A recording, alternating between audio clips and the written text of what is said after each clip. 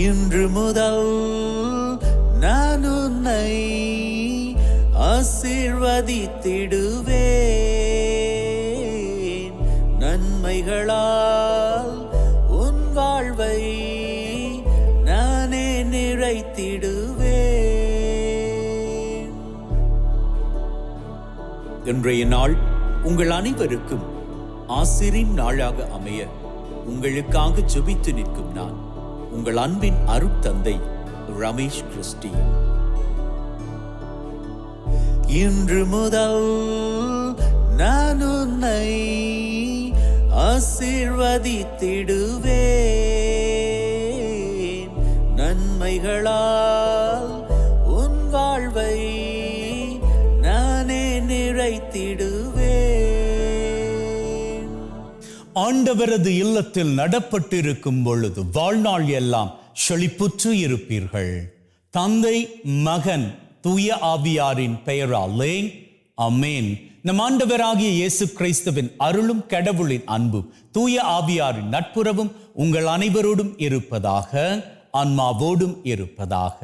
பலியிலே கலந்து கொள்ள தடையாக இருக்கும் மீறுதல்கள் பலவீனங்களுக்காக மனம் வருந்துவோம், மன்னிப்பு வேண்டி செபிப்போம்.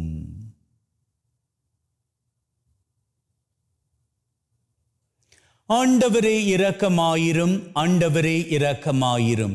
கிறிஸ்துவே இரக்கமாயிரும், கிறிஸ்துவே இரக்கமாயிரும். ஆண்டவரே இரக்கமாயிரும், ஆண்டவரே இரக்கமாயிரும். எல்லாம் வல்ல இறைவன் நம் மீது இரக்கம் வைத்து நம்முடைய மீறுதல்கள் பலவீனங்களில் நமக்கு விடுதலை தருவாராக. ஆமென். ஜெபிப்போமாக.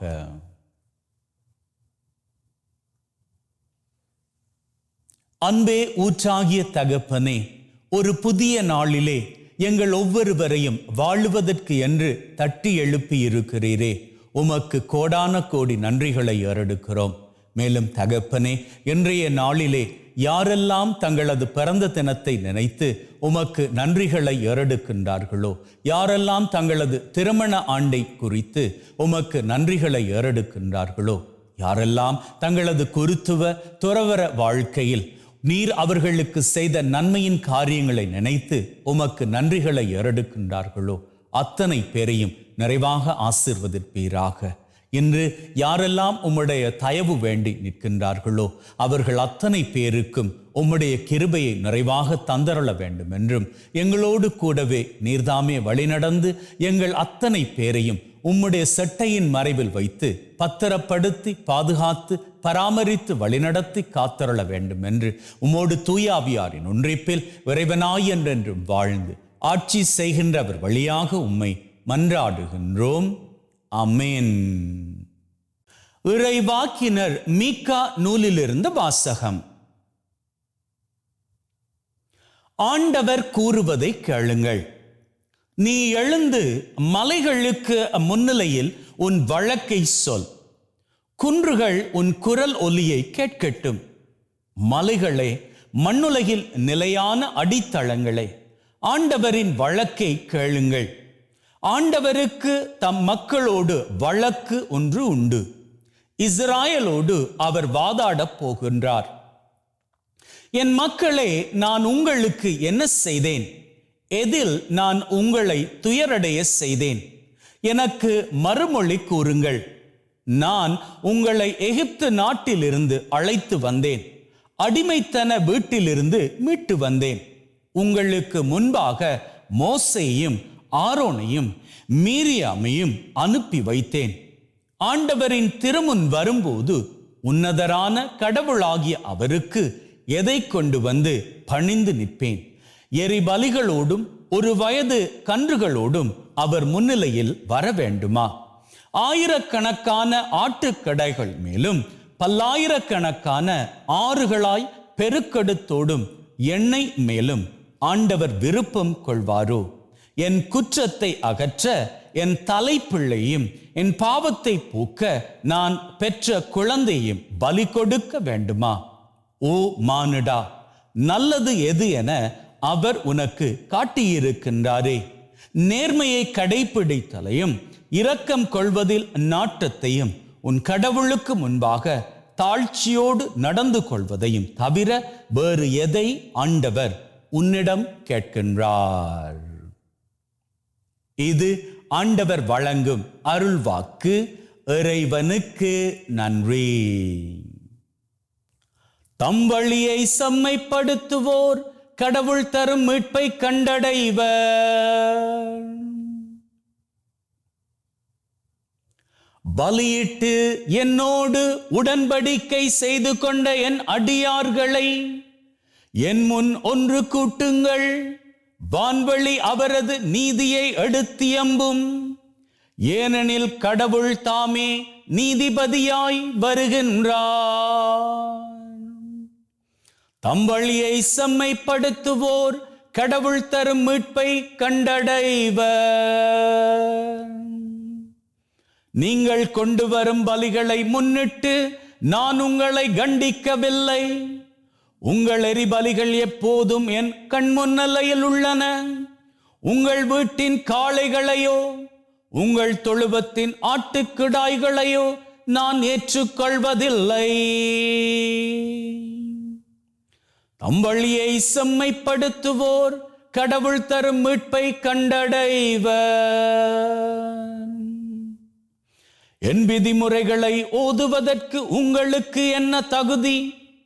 என் உடன்படிக்கை பற்றி பேசுவதற்கு உங்களுக்கு என்ன அருகதை? நீங்களோ ஒழுங்குமுறையை வெறுக்கின்றீர்கள். என் கட்டளையை தூக்கி எறிந்து விடுகின்றீர்கள். தம் வழியை செம்மைப்படுத்துவோர் கடவுள் தரும் மீட்பை கண்டடைவர். இவ்வாறெல்லாம் நீங்கள் செய்தும் நான் மௌனமாயிருந்தேன். நானும் உங்களை போன்றவர் என எண்ணிக்கொண்டீர்கள். ஆனால் இப்பொழுது உங்களை கண்டிக்கின்றேன். உங்கள் குற்றங்களை உங்கள் கண்முன் ஒவ்வொன்றாய் எடுத்துரைக்கின்றேன். நன்றி பலி செலுத்துவோர் என்னை மேன்மைப்படுத்துவர். தம் வழியை செம்மைப்படுத்துவோர் கடவுளாம் நான் அருளும் மீட்பை கண்டடைவர். தம் வழியை செம்மைப்படுத்துவோர் கடவுள் தரும் மீட்பை கண்டடைவர். அல்லேலூயா, அல்லேலூயா. இன்று உங்கள் இதயத்தை கடினப்படுத்திக் கொள்ளாதீர்கள். மாறாக நீங்கள் அவரது குரலுக்கு செவி கொடுத்தால் எத்துணை நலம். அல்லேலூயா. ஆண்டவர் உங்களோடு இருப்பாராக, ஆன்மாவோடும் இருப்பாராக. மத்தேயு எழுதிய நற்செய்தியிலிருந்து வாசகம். ஆண்டவரே, மாட்சி உமக்கே. அக்காலத்தில் மறைநூல் அறிஞர் சிலரும் பரிசேயர் சிலரும் இயேசுவுக்கு மறுமொழியாக, போதகரே, நீர் அடையாளம் ஒன்று காட்ட வேண்டும் என விரும்புகிறோம் என்றனர். அதற்கு அவர் கூறியது, இந்த தீய விபசார தலைமுறையினர் அடையாளம் கேட்கின்றனர். இவர்களுக்கு இறைவாக்கினரான யோனாவின் அடையாளத்தை தவிர வேறு அடையாளம் எதுவும் கொடுக்கப்பட மாட்டாது. யோனா 3 பகலும் 3 இரவும் ஒரு பெரிய மீனின் வயிற்றில் இருந்தார். அவ்வாறே மானிட மகனும் 3 பகலும் 3 இரவும் நிலத்தின் உள்ளே இருப்பார். தீர்ப்பு நாளில் நினிவே மக்கள் இத்தலைமுறையினரோடு எழுந்து இவர்களை கண்டனம் செய்வார்கள். ஏனெனில் யோனா அறிவித்த செய்தியை கேட்டு அவர்கள் மனம் மாறியவர்கள். ஆனால் இங்கிருப்பவர் யோனாவை விட பெரியவர் அல்லவா? தீர்ப்பு நாளில் தென்னாட்டு அரசி இத்தலைமுறையினரோடு எழுந்து இவர்களை கண்டனம் செய்வார். ஏனெனில் அவர் சாலமோனின் ஞானத்தை கேட்க உலகின் கடைக்கோடியிலிருந்து வந்தவர். ஆனால் இங்கிருப்பவர் சாலமோனிலும் பெரியவர் அல்லவா? இது கிறிஸ்து வழங்கும் நற்செய்தி. கிறிஸ்துவே உமக்கு புகழ்.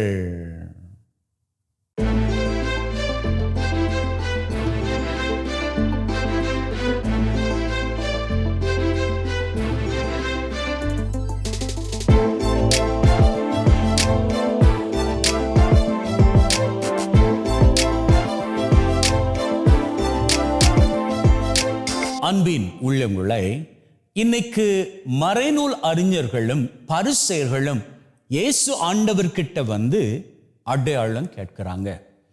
எது குறித்து அடையாளம் கேட்கிறாங்க அப்படின்னா, நீர்தான் மெஸ்ஸியா, உம்மால் தான் எங்களுக்கு விடுதலை, உம்மால் தான் பாவங்களிலிருந்து எங்களுக்கு விடுதலை, அப்படி என்று நீர் எங்களுக்கு ஒரு அடையாளம் காண்பிக்கணும்.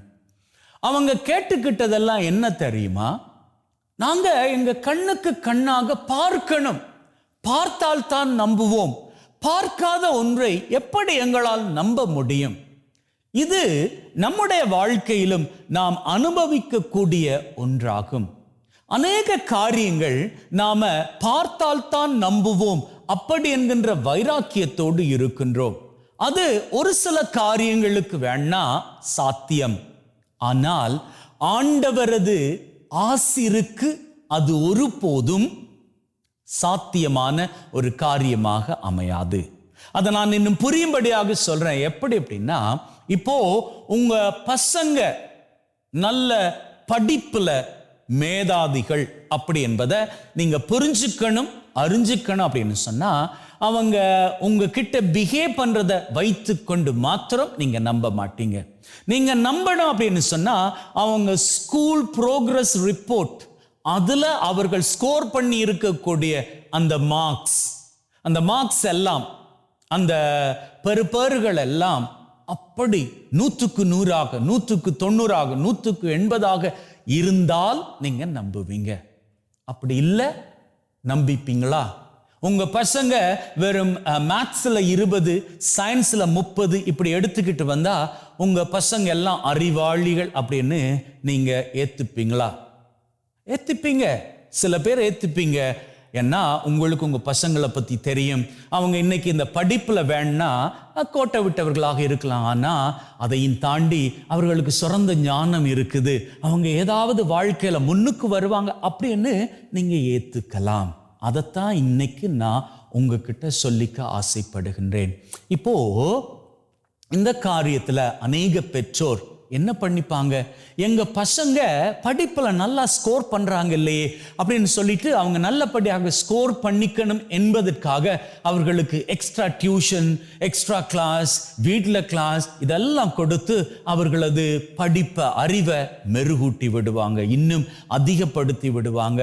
அதனால வேணா 20 மார்க்ஸ் எடுக்கக்கூடிய பிள்ளை அடுத்த எக்ஸாம்லயே 90% எடுக்கலாம்.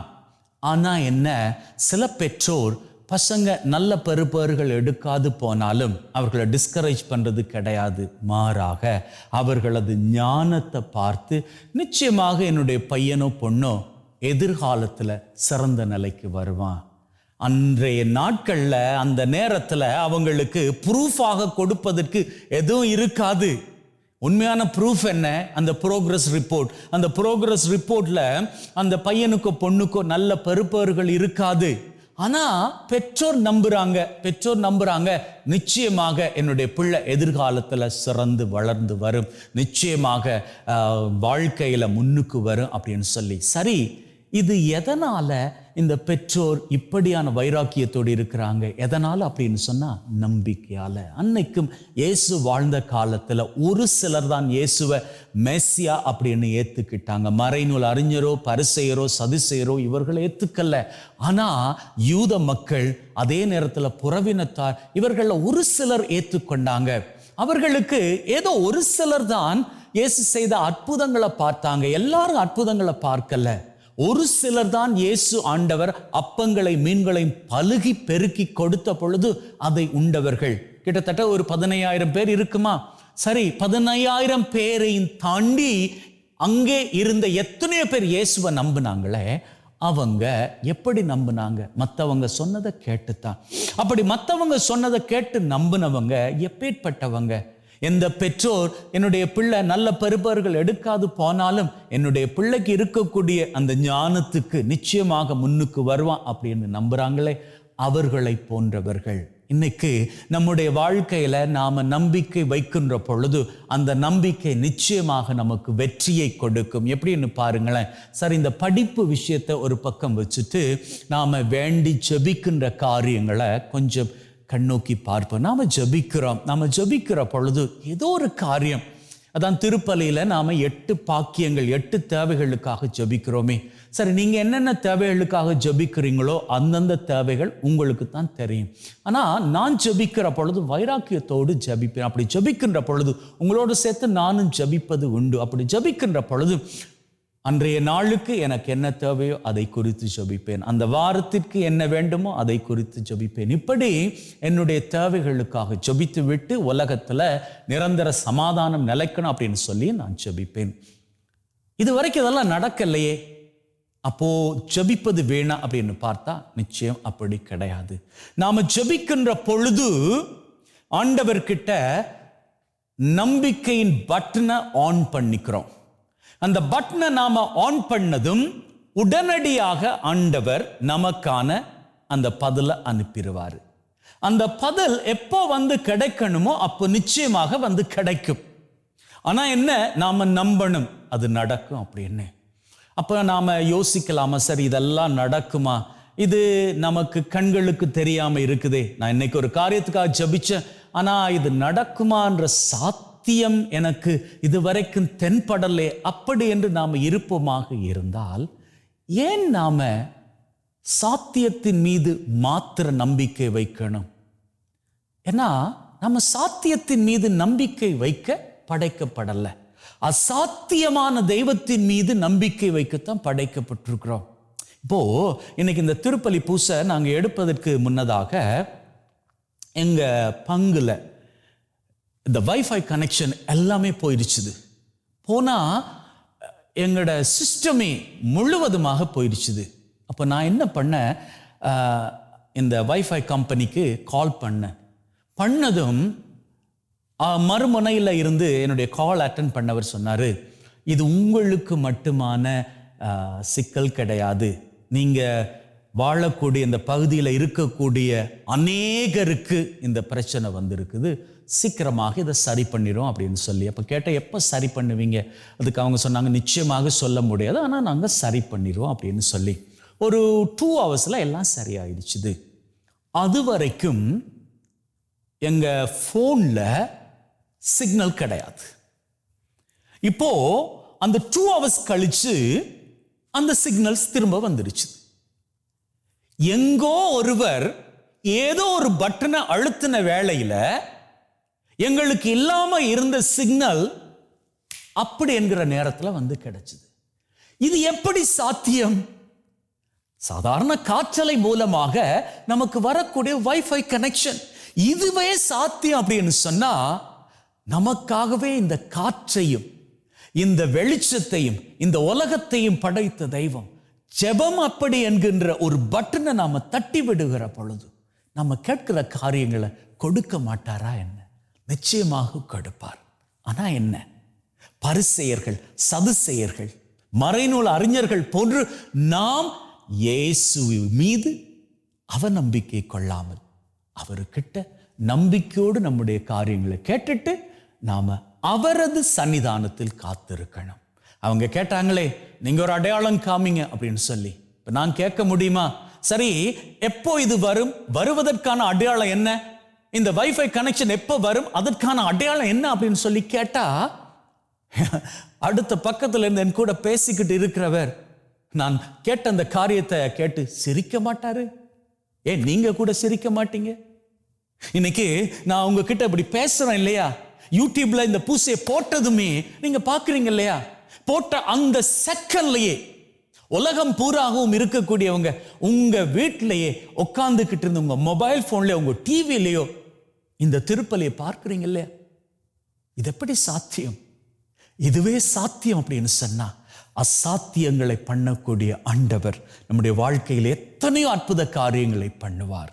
அவர் மீது நாம் நம்பிக்கை வைக்கின்ற பொழுது, அவரை நாம் எப்பொழுதும் நம்புவோமாக இருந்தால் நம்முடைய வாழ்க்கையில் என்னென்ன காரியங்கள் நாம் வேண்டி கேட்கிறோமோ அத்தனை காரியங்களும் கைகூடும். கைகூடி வருகின்ற பொழுது இந்த பிரசங்கத்தை நினைவில் வைத்துக் கொள்ளுங்கள். May God bless you and have a great day.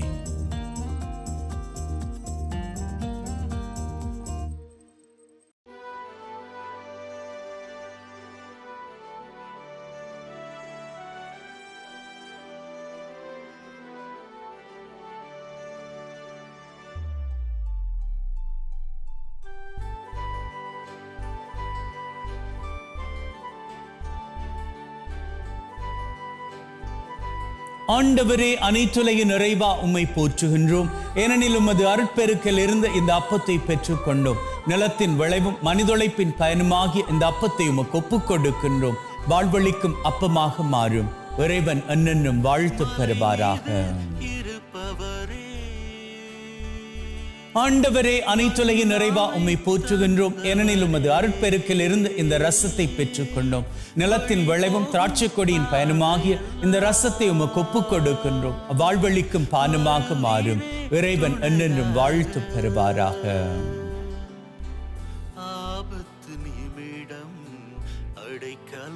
Wash away from my iniquities, cleanse me from all my sins. சகோதர சகோதரிகளை, பிள்ளைகளை, என்னுடையதும் உங்களுடையதுமான இந்த பலி நம் தந்தையாகிய இறைவனுக்கு ஏற்றதாகும்படி மன்றாடுங்கள். நம் ஆண்டவர் திருப்பெயரின் புகழ்ச்சிக்காகவும் மாட்சிக்காகவும் திரு அவையின் நன்மைக்காகவும் கையிலிருந்து இந்த பலியை ஏற்றுக்கொள்வாராக.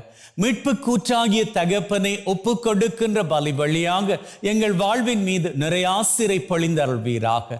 எங்கள் ஆண்டவராகிய கிறிஸ்து வழியாக உம்மை மன்றாடுகின்றோம். ஆமென். ஆண்டவர் உங்களோடு இருப்பாராக, ஆன்மாவோடும் இருப்பாராக. இதயங்களை மேலே எழுப்புங்கள். ஆண்டவரை நோக்கி எழுப்பியுள்ளோம். நம் இறைவனாகிய ஆண்டவருக்கு நன்றி கூறுவோம். அதுவே தகுதியும் நீதியுமானது. தூயவரான தந்தையே, என்றும் வாழும் எல்லாம் வல்ல இறைவா, எந்நாளும் எவ்விடத்திலும் நாங்கள் உமக்கு நன்றி பலி செலுத்துவது மெய்யாகவே தகுதியும் நீதியுமாகும். எங்கள் கடமையும் மீட்புக்குரிய செயலுமாகும்.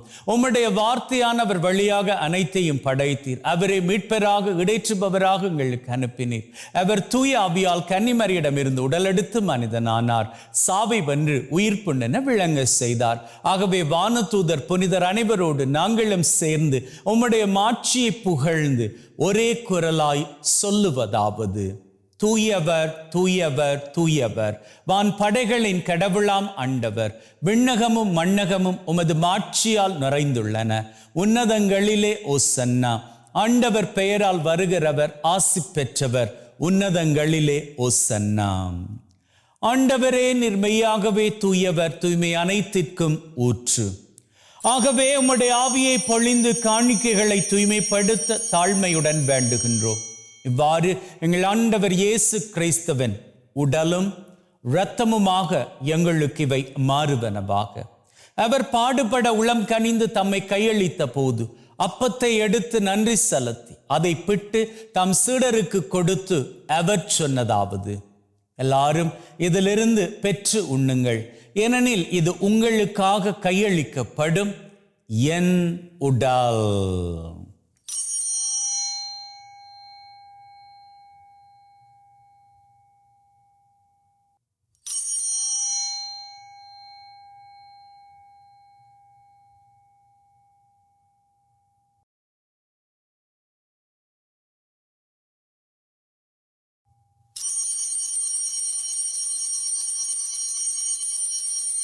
அவ்வண்ணமே உணவருந்திய பின் கிண்ணத்தை எடுத்து நன்றி செலுத்தி தம் சீடருக்கு கொடுத்து அவர் சொன்னதாவது: எல்லாரும் இதிலிருந்து பெற்று பருகுங்கள், ஏனெனில் இது புதிய நித்திய உடன்படிக்கைக்கான என் இரத்தம், பாவ மன்னிப்புக்கென்று உங்களுக்காகவும் எல்லாருக்காகவும் சிந்தப்படும்.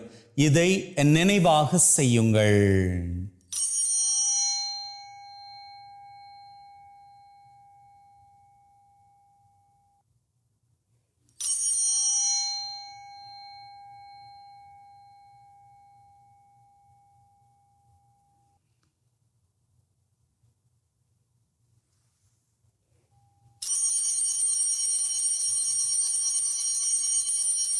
நம்பிக்கையின் மறைபொருள். ஆண்டவரே, நீர் வரும் வரை உமது இறப்பை அறிக்கை செய்கின்றோம், உமது உயிர்ப்பையும் எடுத்துரைக்கின்றோம். ஆகவே ஆண்டவரே, நாங்கள் கிறிஸ்துவின் இறப்பை உயிர்ப்பை நினைவு கூர்ந்து வாழ்வு தரும் அப்பத்தை மீட்பளிக்கும் கிண்ணத்தை உமக்கு ஒப்புக் கொடுக்கின்றோம். திருமண் நின்று உமக்கு ஊழியம் புரிய தகுந்தவர்கள் என நாங்கள் ஏற்றுக்கொண்டீர். எனவே உமக்கு நன்றி செலுத்துகின்றோம். மேலும் கிறிஸ்துவின் உடலிலும் இரத்தத்திலும் பங்கு கொள்ளும் எங்களை தூய ஆவி ஒன்று சேர்க்க வேண்டுமென தாழ்மையுடன் வேண்டுகிறோம். ஆண்டவரே, உலகெங்கும் பரவி இருக்கும் உம்முடைய திரு அவை, எங்கள் திரு தந்தை லியோ, எங்கள் ஆயர் தாமஸ் மற்றும் உம்முடைய குருக்கள், கன்னியர்கள், துறவியர்கள், பொதுநிலையினர் எங்கள் அனைவரையும் பரம அன்பின் உறுதி பெற செய்தருளும். உயிர்த்தெழும் எதிர்நோக்குடன் இறந்து போன எங்கள் சகோதர சகோதரிகளை, இறந்தோர் அனைவரை ஒளிர்மிக்கவும் திருமுன்னேற்றுக் கொள்ளும். எங்கள் அனைவர் மீதும் இரக்கமாயிரும். கடவுளின் கன்னித்தாயான மாட்சிமிக்க மரியா, அவருடைய கணவரான புனித யோசேப், இவ்வுலகில் உமக்கு உகந்தவர்களாயிருந்த புனிதர் ஆகிய அனைவருடன் நிலை வாழ்வில் தோழமை கொண்டு திருமகன் கிறிஸ்து வழியாக உம்மை புகழ்ந்தேற்றும் வரமருள உம்மை மன்றாடுகின்றோம். உள்ளங்களே, ஆண்டவராகிய இயேசு கிறிஸ்துவின் பிரசன்னத்தில் நம்முடைய தேவைகளை சமர்ப்பிப்போம். முதலில் இன்றைய நாளுக்கான தேவை.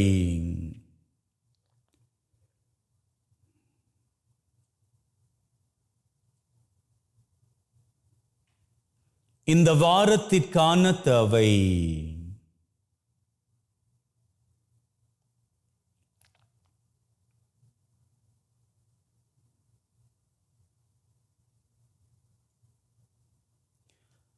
இந்த மாதத்திற்கான தேவை.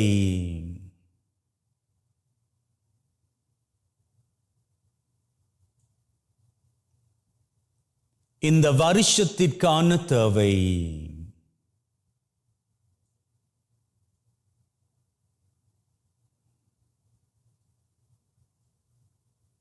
உள்ளத்தின் ஆழத்தில் இருக்கக்கூடிய 3 விசேட தேவைகள்.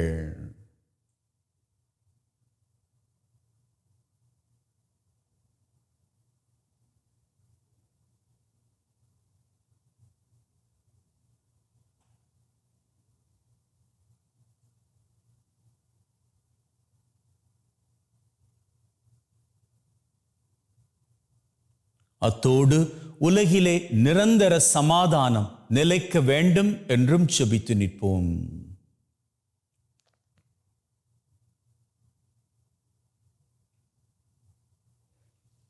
எங்களது தேவைகளை நாங்கள் கேட்ட மாத்திரத்திலேயே தெய்வம் நிறைவேற்றி கொடுத்து விட்டார் என்கின்ற உள்ளத்து வைராக்கியத்துடன் அவர் புகழை வணக்கமாக ஏறெடுப்போம்.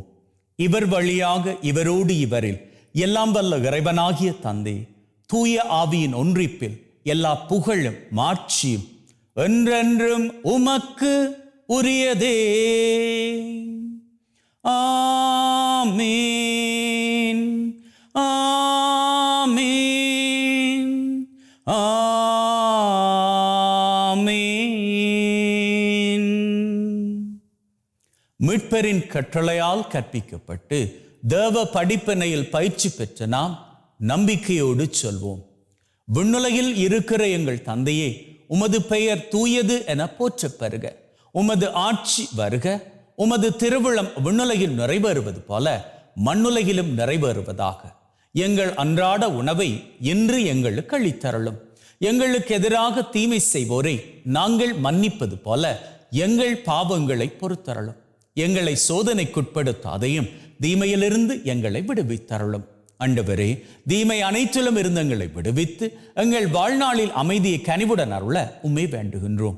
உம்முடைய இரக்கத்தின் உதவியால் நாங்கள் பாவத்திலிருந்து எப்பொழுதும் விடுதலை பெற்று யாதொரு கலக்கமுமின்றி நலமாயிருப்போமாக. நாங்கள் எதிர்நோக்கி இருக்கும் பேரின்பத்திற்காகவும் மீட்பராகிய இயேசு கிறிஸ்துவின் வருகைக்காகவும் காத்திருக்கின்றோம். ஏனெனில் ஆட்சியும் வல்லமையும் மாட்சியும் என்றென்றும் உமக்குரியதே. ஆண்டவரே இயேசு கிறிஸ்துவே, அமைதியை உங்களுக்கு விட்டு செல்கிறேன், என் அமைதியை உங்களுக்கு தருகிறேன் என்றும் திருத்தூதர்களுக்கு சொன்னீரே. எங்கள் மீறுதல்கள் பலவீனங்களை பார்க்காமல் உம்முடைய திரு அவையின் நம்பிக்கையை கண்ணோக்கி அதற்கு அமைதியும் ஒற்றுமையும் தந்தருள திருவிழம் கொள்வீராக. என்றென்றும் வாழ்ந்து ஆட்சி செய்கின்றவர் நீரே. ஆமேன். ஆண்டவருடைய அமைதி உங்கள் அனைவரோடும் என்றும் இருப்பதாக. ஆன்மாவோடும் இருப்பதாக. ஒருவர் ஒருவருக்கு கிறிஸ்துவின் அமைதியை பகிர்ந்து கொள்வோம்.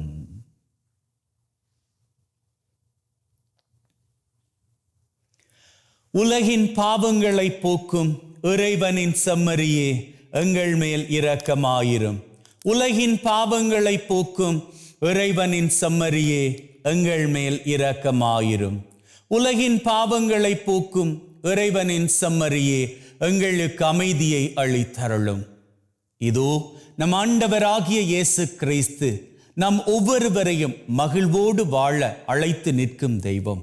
அழைக்க பெற்ற நாங்கள் பேறு பெற்றோர். ஆண்டவரே, தேவரீர் என் உள்ளத்தில் எழுந்தருள நான் தகுதியற்றவன். ஆனால் ஒரு வார்த்தை மட்டும் சொல்லி அருளும், என் ஆன்மா நலமடையும்.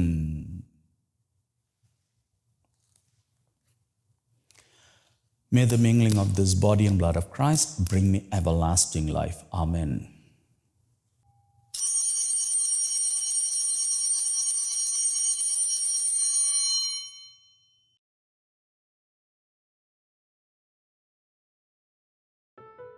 இயேசுவே, உம்மை என் இருதயத்தில் பெற்றதற்காக நன்றி. என்னுள் வாசமாயிருந்து என்னை வழிநடத்தும். என் சிந்தனை, வார்த்தை, செயல் அனைத்தும் உமக்கு பிரியமானவையாக இருக்க அருள் தாரும். என்னை உம்மை விட்டு பிரியாதபடி காத்தருளும். ஆமேன். ஜெபிப்போமாக. அன்பே ஊற்றாகிய தகப்பனே, இன்றைய நாளிலே எங்கள் அத்தனை பேரையும் உம்முடைய சித்தத்தின் மூலமாக நிறைவாக ஆசீர்வதித்திருக்கிறீரே, உமக்கு நன்றிகளை ஏறெடுக்கின்றோம். மேலும் தகப்பனே, நம்பிக்கையோடு நாங்கள் 8 தேவைகளை பாதம் சமர்ப்பித்த வேளையிலேயே அவற்றை நாங்கள் பெற்றுக்கொண்டு விட்டோம் என்கின்ற உறுதிப்பாட்டுடன் இந்த பலியை நிறைவேற்றிவிட்டு எங்களது அன்றாட காரியங்களுக்கு திரும்புகின்றோம். கூடவே இருந்து எங்களை வழிநடத்துவீராக. எங்களது நம்பிக்கை வீண் போகாது காத்துக்கொள்வீராக. அப்பா தகப்பனே, உம்முடைய ஆசீரின் கிருபை இன்று மட்டுமல்ல எந்நாளும் எங்களை தொடர்ந்து வர நீர்தாமே கிருபை செய்ய வேண்டும் என்று எங்கள் ஆண்டவராகிய கிறிஸ்து வழியாக உம்மை மன்றாடுகின்றோம். ஆமென். ஆண்டவர் உங்களோடு இருப்பாராக, ஆன்மாவோடும் இருப்பாராக. எல்லாம் வல்ல இறைவன் தந்தை, மகன், தூய ஆவி உங்கள் அனைவரையும் ஆசீர்வதிப்பாராக. ஆமென். சென்று வாழுங்கள். திருபலி நிறைவேறிற்று. இறைவனுக்கு நன்றி. அன்பின் உள்ளங்களே, ஆண்டவர் பிரியப்படுகின்றார். எந்நாளும் மகிழ்ந்திருக்கும்படி உங்களது கவலைகள் எதுவாக இருந்தாலும் அவர் அண்டை கொடுத்து விட்டு நீங்கள் மகிழ்ந்திருங்கள். May God bless you and see you all tomorrow.